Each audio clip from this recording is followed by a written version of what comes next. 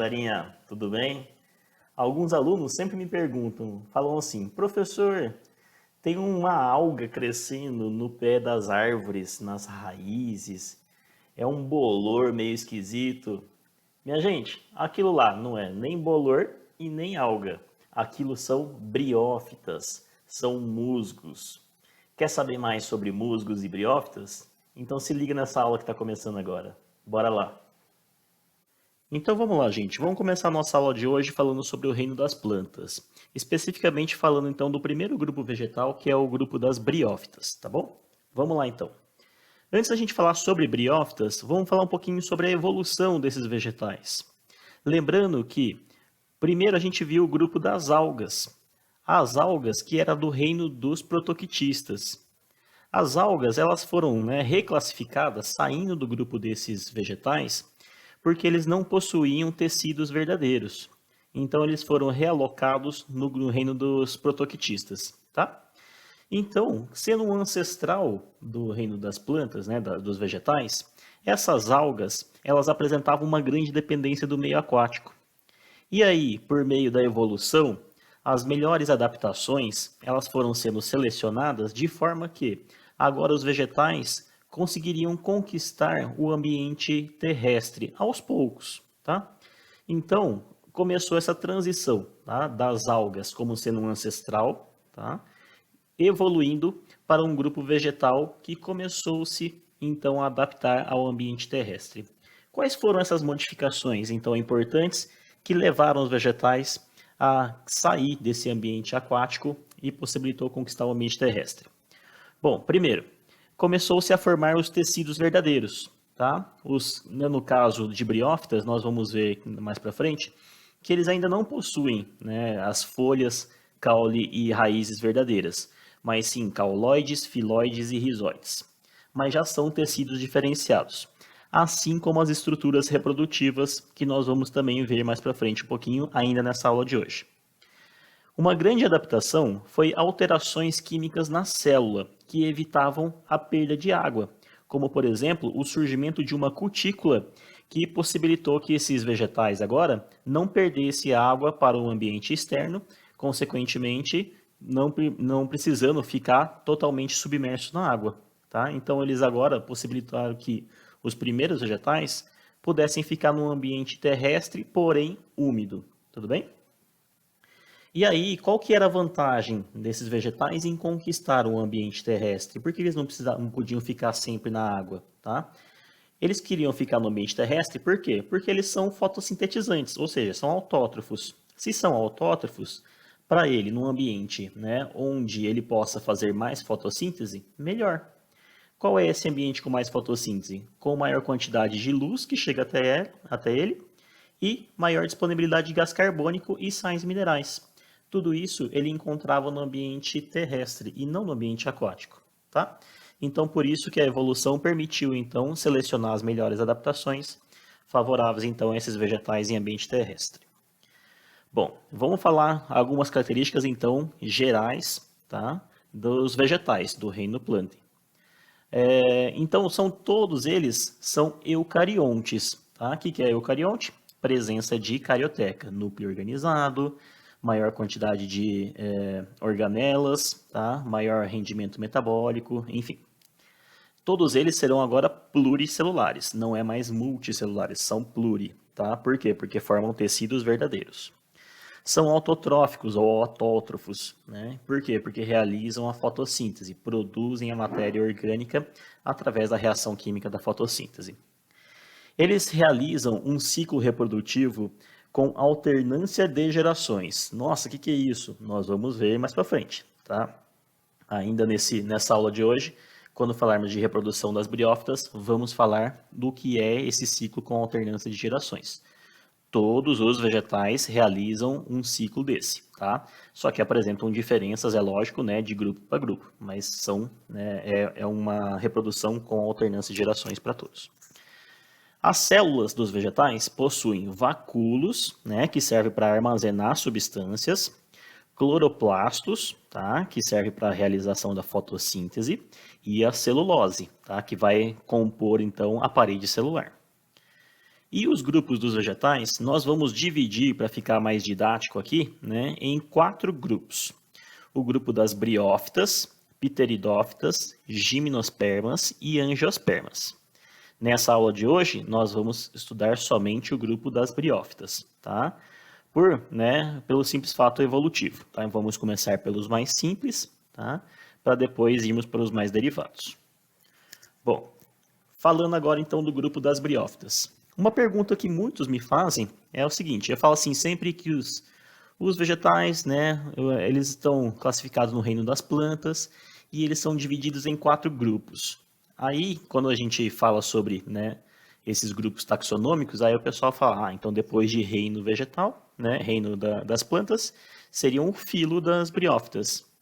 Aí me pergunto, por que você fala grupo e não fala filo das briófitas, tá? Briófita é um filo? Então é uma dúvida corriqueira que muitos alunos têm. Nós acabamos considerando as briófitas como um grupo, mas na verdade as briófitas ela é um filo, tá? E esse filo chama filo briófita, só que, né, existem mais filos.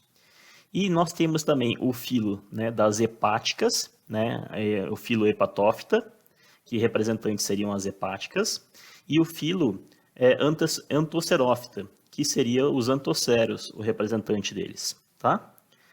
Só que esses 3 filos aqui, ó, filo briófita, filo hepatófita e filo antocerófita, os 3 apresentam características muito semelhantes, tanto na morfologia vegetal, quanto na reprodução vegetal.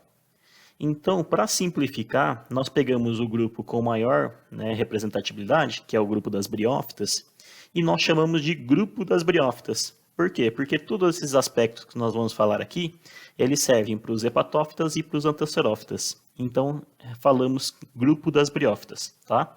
Mas briófita é um filo, sim, tá bom?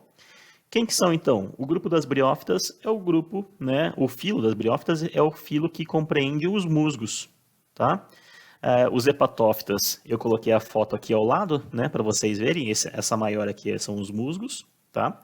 Esse outro menorzinho aqui, os hepatófitas, né, são as hepáticas, e esse outro aqui, né, menos conhecido, também o menor desses filos aqui, que são os antocéros, tá? Muito comum aqui, né, na flora brasileira. Tudo bem? Então, esses são os representantes e esses 3 filos formam juntos para nós o grupo das briófitas. Bom, como característica então desse grupo, eles não apresentam nem folhas, nem caule e nem raiz verdadeira, tá? Ao invés disso, eles apresentam filoides, cauloides e rizóide, certo? Por que não são verdadeiras? Tá? Porque eles não apresentam as características desempenhadas, as funções desempenhadas pelas folhas, caules e raiz verdadeira. A folha seria, então, né, um meio de fazer trocas gasosas, fotossíntese. O caule serve para fazer sustentação, condução de seiva bruta e elaborada. A raiz serve para fazer fixação do vegetal ao solo e absorção de água. Só que esses vegetais aqui, as briófitas, essas estruturas, elas não servem só para isso, tá? Elas têm outras funções e não é exatamente igual, né, às folhas, caules e raiz verdadeira, tá? Nós já vamos falar um pouquinho mais sobre isso. Então, outra característica é que eles não apresentam vasos condutores. O que é um vaso condutor de seiva? São pequenos canais, tá, presentes ali principalmente na região do caule, em que eles conduzem a seiva bruta e a seiva elaborada. Tá? Mais para frente nós vamos detalhar certinho o que é seiva bruta e seiva elaborada, mas só para adiantar um pouquinho para vocês, a seiva bruta seria composto basicamente de água e sais minerais, que a raiz ela retira do solo e leva em direção às folhas. Tá? E a seiva elaborada seria aquela água misturada então com a glicose e gases que proveniente da fotossíntese, né? Que ela manda então das folhas em direção às raízes, distribuindo, lógico, né, por todo o vegetal, tá bom? Então ela é mais elaborada, por isso que é chamada de seiva elaborada, tá? Bom, continuando então, esses vegetais, eles são de pequeno porte, tá? O porte dele é pequeno por quê? Porque eles não apresentam estruturas de raiz, nem de caule e nem de folhas verdadeiras, tá? Mas não é somente por isso. O principal motivo delas serem pequenas é porque elas não apresentam vasos condutores. Os vasos condutores são os responsáveis por transportar todos os nutrientes, as substâncias que o vegetal precisa. Se ele não tem como transportar isso, né, rapidamente por vasos condutores, esse transporte ele é limitado, realizado de célula para célula, através de dois processos, da osmose e da difusão. Como ele tem que ficar passando de célula em célula e não sendo transportado por um canal, que é muito mais rápido, então esse vegetal não pode ter um porte muito grande, senão esse transporte ia ficar muito lento. Então, esses vegetais acabam ficando restritos a ter um porte pequeno, justamente por essa distribuição de substâncias, né, que não é por conta, então, dos vasos condutores, tá bom? Eles necessitam estar em ambiente úmido e sombreado, tá? Eles não conseguem ficar totalmente independentes do ambiente aquático. Nós vamos já ver isso, que a dependência dela, eu já coloquei até um tópico aqui embaixo, que é para a reprodução. Nós vamos ver o porquê daqui a pouco. E o gametófito, isso na fase reprodutiva, ele é a fase duradoura na reprodução, ou seja, a fase durante o ciclo reprodutivo em que esse vegetal ele permanece por mais tempo é nessa fase de gametófito, tá? Nós já vamos explicar também o que é isso quando falarmos em reprodução. Só vale lembrar que nesse grupo das briófitas é o único grupo em que o gametófito é a fase duradoura, tá? Em todos os outros que nós falarmos, né, de pteridófitas para frente, é a fase de esporófito, que é a fase duradoura. Tudo bem? Continuando. Bom, vamos falar então de reprodução, como que esses vegetais se reproduzem. Bom, eles se reproduzem de forma assexuada e de forma sexuada, tá? Mas eles também reproduzem de uma forma exclusivamente assexuada. O que é isso? Então eles reproduzem ou de forma assexuada ou as duas, assexuada com sexuada junto. Tudo bem? Quando é só assexuada, é uma reprodução chamada de propágulo, tá? O que é esse propágulo? São estruturas que contêm células desse vegetal que se soltam desse vegetal, tá? E formam um outro vegetal idêntico a ele. É o que eu estou ilustrando na figura aqui ao lado, né? Então aqui, ó, nós temos uma hepática, tá? E essa, né, no filóide dessa hepática, ele começa a produzir, né, um conjunto aqui de células chamado de conceptáculo, que ele armazena então dentro dele célulazinhas, tá? E essas célulazinhas são células germinativas, né? Nós chamamos de células meristemáticas. E essas células são capazes de ir se reproduzindo, né, e se dividindo, para formar um novo vegetal, um propágulo, que depois vai se desenvolver em um novo vegetal, tá? Então, chega um determinado momento em que esse propágulo, ele se solta, né, desse vegetal. Quando ele cai no solo e encontra as condições favoráveis para o desenvolvimento, ele vira esse propágulo, né, e começa o desenvolvimento de um novo vegetal. Esse novo vegetal ele vai ser geneticamente idêntico ao vegetal que deu origem. Então, se não há variabilidade genética, tá, é uma reprodução assexuada, certo? Aqui eu coloquei também uma foto para vocês verem, né, em imagem real, como seria esse conceptáculo, né, para depois a formação de um propágulo, certo?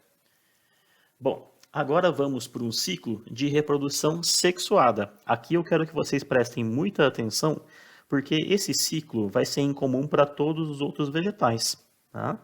Eles vão mudar, lógico, né, um pouquinho as suas características, a forma com que cada fase ela se dá para cada grupo vegetal, mas o tipo de ciclo, né, com alternância de geração, ela é uma constante para todos os grupos vegetais.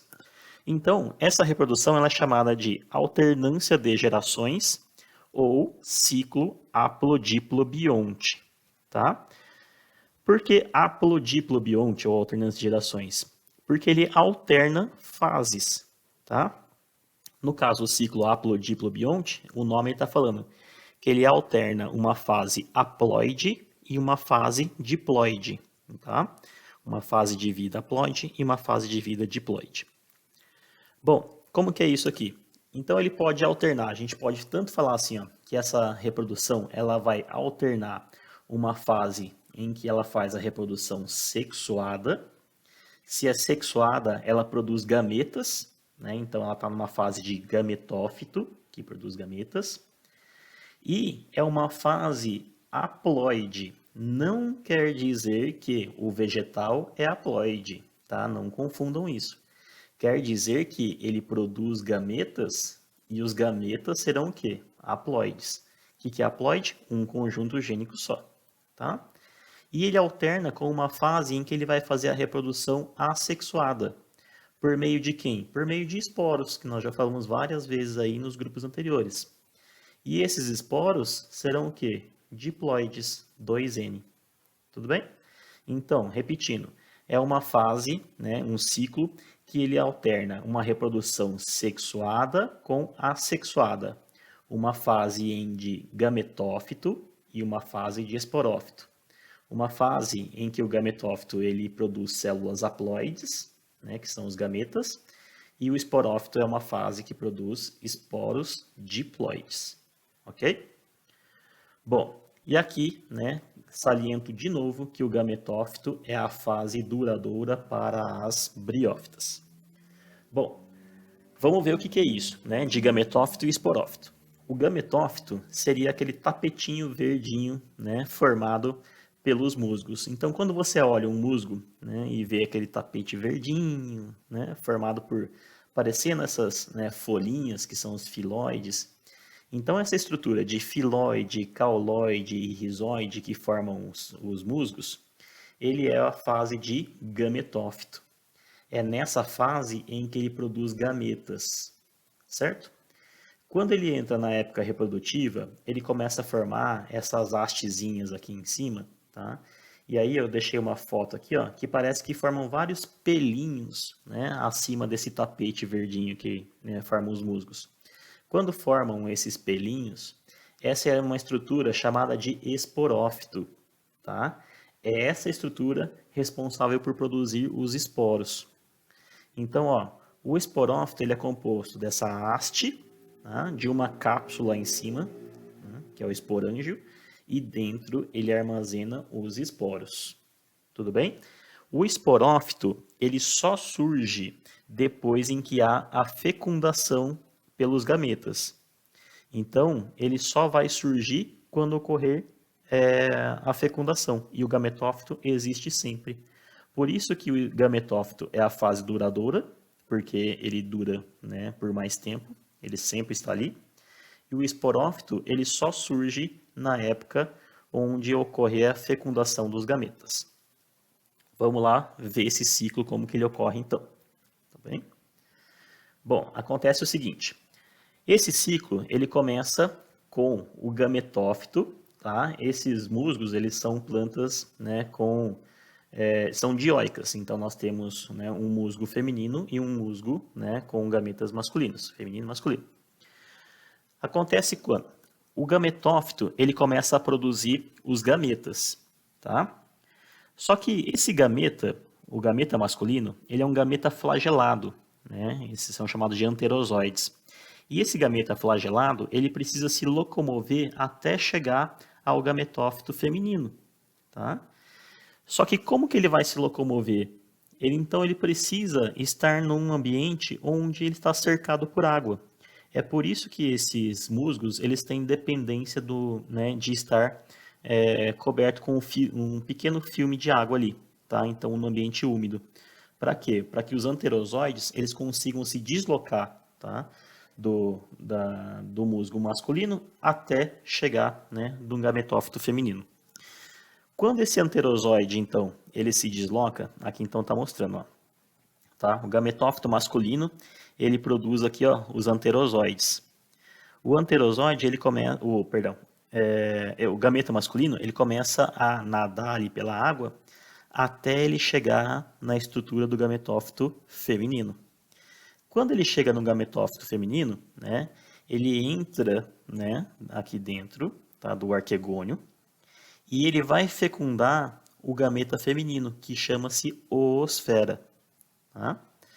Então, ele entra, fecunda a oosfera e dá origem, então, ao embriãozinho. Tá? Aí, esse embrião, ele começa a desenvolver quem? Desenvolve o esporófito. Tá? Nesse esporófito, nessa cápsula aqui, ele começa a desenvolver os esporos. Aí, quando esses esporos estão maduros, né, essa cápsula se abre e eliminam esses esporos para o meio ambiente. E aí, onde eles encontrarem um ambiente favorável, eles germinam e desenvolvem novos gametófitos. Tudo bem? Repetindo então, gametófito masculino e feminino, tá? O masculino produz os anterozoides que nadam pela água até encontrar o gametófito feminino. Ele fecunda a oosfera, dá origem ao esporófito.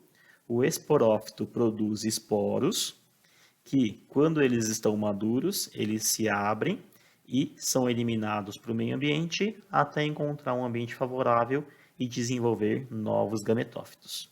Tudo bem? Então, notem aqui, o gametófito sempre existe, por isso é fase duradoura, e o esporófito só surge no momento onde o anterozoide fecundou a oosfera. Ok? Gametófito é a fase onde produz gametas, e gametas são haploides. Então, aqui é fase sexuada, tá? Com células haploides. E aqui, esporófito é a fase assexuada, com células diploides. Ok? Entendidos? Seguindo, então. Partindo para a parte final dessa aula, né, ela não é muito extensa, falamos sobre a importância das briófitas. Para que servem as briófitas? As briófitas, elas são, eu coloquei aqui um exemplo, né, que é do esfagno, do gênero esfagno. Eles formam as turfas. Turfas, tá? Não estou falando trufa. É turfas. As turfas, elas acabam, né, são tipos de musgos que elas acabam retendo uma grande quantidade de carbono no interior delas, tá? E por eles reterem muito carbono, eles ficam um material facilmente, né, que entra em combustão. E eles são usados, então, né, como uma fonte de energia. Então, tem muitas casas que o aquecimento deles são feitos à base de turfas, né, a queima dessa turfa. Até mesmo algumas indústrias, né, que funcionam à base de turfa. Então, ao invés de você usar o carvão mineral, você usa a turfa, né, como um combustível aí para, né, para gerar energia. Os musgos, eles também são importantes, por quê? Porque num ambiente, né, onde começa a sucessão ecológica, eles são os primeiros seres vivos a chegar, a se desenvolver. Então, num processo de formação, por exemplo, de uma floresta, ou até mesmo numa sucessão secundária, onde há a recuperação de uma vegetação destruída, os primeiros que crescem e começam a dar, né, começar a tornar o ambiente favorável para o desenvolvimento da vida, são esses musgos, tá? Então nós chamamos ele de plantas pioneiras, porque são as primeiras a chegarem no ambiente para colonização e formação de um ecossistema. Tudo bem? Outra utilidade é que eles podem ser utilizados como bioindicadores, porque esses musgos eles só crescem em ambientes onde eles têm condições favoráveis, ou seja, o solo, o ar atmosférico, eles se reúnem em condições favoráveis para o desenvolvimento. Então, eles crescem em locais, né, onde, teoricamente, né, a situação ali ela está favorável, né, o clima está bom, as condições do ambiente não está poluído, então são utilizados como bioindicadores. E uma, né, a atividade que os musgos servem aqui para nós seres humanos é uma atividade decorativa, tá? Nós temos aí muitas plantas, né, que utilizam os musgos, né, como substrato para ficar mais bonitinho, né, um bonsai crescendo num tapetinho verdinho de musgos, né? Ou então, o que eu vejo recentemente são pessoas fazendo aqueles quadros vivos, né, com quadros de musgos. Eu coloquei até uma foto aqui ao lado. eles pegam pedaços de musgos num substrato e emolduram, tá? Fica bonito numa parede aí, né, que dá um contraste para eles. Tudo bem? São só 4 utilidades aqui das briófitas, mas é lógico que num ecossistema, né, para ele ter equilíbrio, sempre vão ter as briófitas. Ok? Aqui eu termino então com vocês só com, né, um quadrozinho, uma imagem final, que agora vocês sabem o que são musgos, né? Vai muito além do verde musgo que vocês usam na hora de escolher a tinta, a cor de uma roupa, tá? Então musgos são vegetais importantíssimos para o meio ambiente e para o equilíbrio do ecossistema. Belezinha, galera? Próxima aula falaremos sobre pteridófitas, o próximo grupo dos vegetais. Aguardo vocês lá. Um abraço e até mais.